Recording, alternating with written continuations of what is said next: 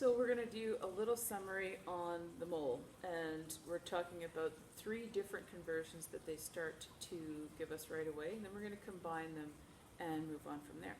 So the mole is just like a dozen. It's just a number that we can apply because it's convenient for us. So it turns out that a mole is the number of particles in 12 grams of carbon. That's what it's actually defined as. But that's just basically, if you look at carbon, 12 grams is what we call the molar mass of carbon. So if you were to look at carbon under the most amazing microscope ever in the history of the world, and you had all the time in the world, which we don't, you would be able to count out 6.02 times 10 to the 23rd tiny little pieces of carbon in 12 grams. We don't really have to know how they came up with this number because obviously no one did that. It's not possible. And those videos that I posted will kind of explain that a little bit more. But what we do know is that we can use the number 6.02 times 10 to the 23rd to show how many particles are in any of the given molar masses on the periodic table. So your book kind of starts in a weird order because it starts talking about molar mass. And it basically just tells you to have faith and understand or accept that the molar mass is how much 1 mole of each of those substances weighs.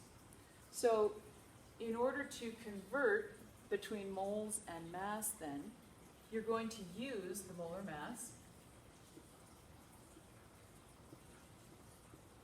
from the periodic table.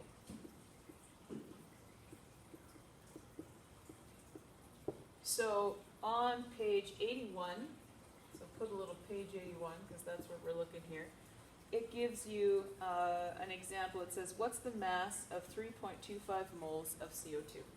So I want the mass of 3.25 moles of CO2. Well, I want mass, that's grams, so I have to figure out the molar mass, which is grams per mole, in order to set up my conversion. So the first thing I need to look at is carbon. Carbon weighs 12 grams per mole, because that's what its molar mass is. When I'm looking on the periodic table, it's the number at the bottom. And oxygen is 16 grams. But there's 2 oxygens, so I'm going to have to multiply that by 2. So I'm going to have 12 plus 16 times 2 is 32, which gives me 44 grams per mole of carbon dioxide. So if I started with 3.25 moles and I want to multiply it by a conversion, I want the moles on the bottom because I'm going to cancel them out and I'm going to get grams, which means the grams goes on the top. And then I just go, okay, it's 44 grams per 1 mole. So 44 grams per 1 mole. And I'm going to multiply 3.25 times 44, and I'm going to get my answer, which your book has written as 143. I'm going to believe them on that. So this is just like when we did this in math. It's unit conversion, and we use unit analysis to figure out whether we wrote it right.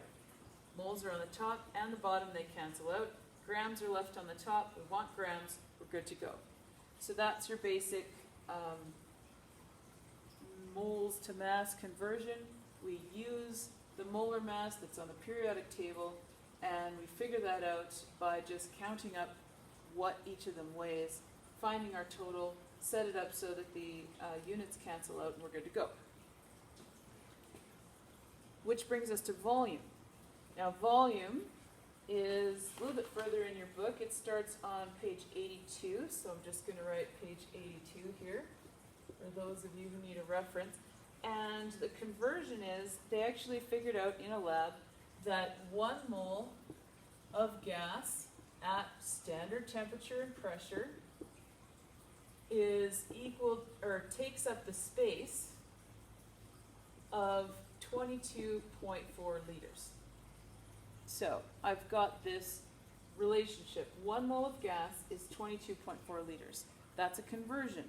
So when they ask me a question, like the example on the bottom of page 82 where it says, what is the volume occupied? So they're asking for volume of 0.350 moles of SO2 gas at standard temperature and pressure. Now the beauty of the gas ones is I don't care about the formula at all. It's a gas, it's going to be 22.4 liters. So the identity of the gas is just secondary at this point. We don't care.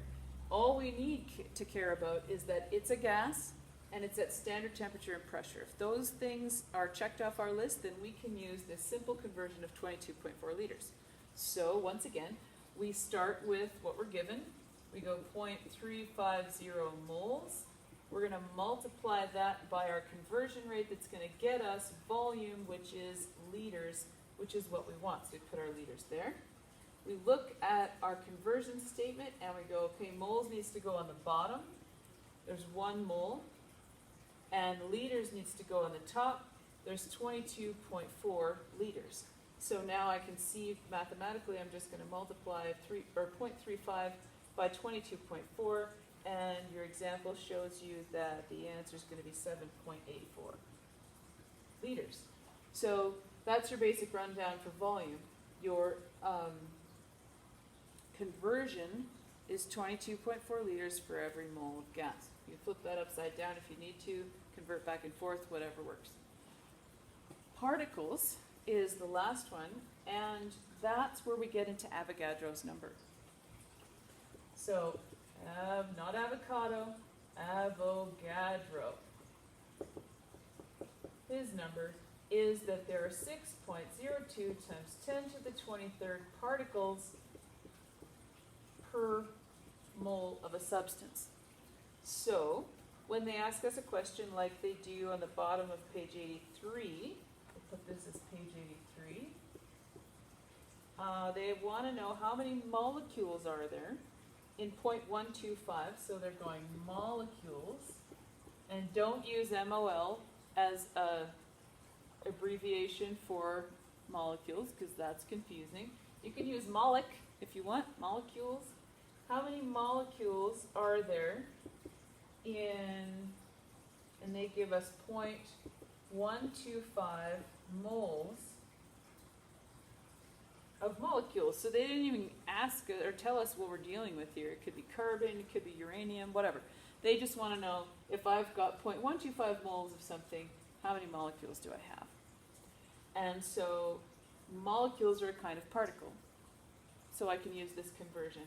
I start with what I'm given, 0.125 moles, multiply it by my conversion, and I want molecules, so that's particles, which means that I want my particles on the top, and I want my moles on the bottom. 1 mole, this is 6.02 E23. You can use the big E in your calculator to get that, and when we type that all in, 0.125 times 6.02 times 10 to the 23, we're going to get 7.53 times 10 to the 22. And in your calculator, it'll look like 7.53. It might have a bunch of other numbers, and then there'll just be an E22 at the end.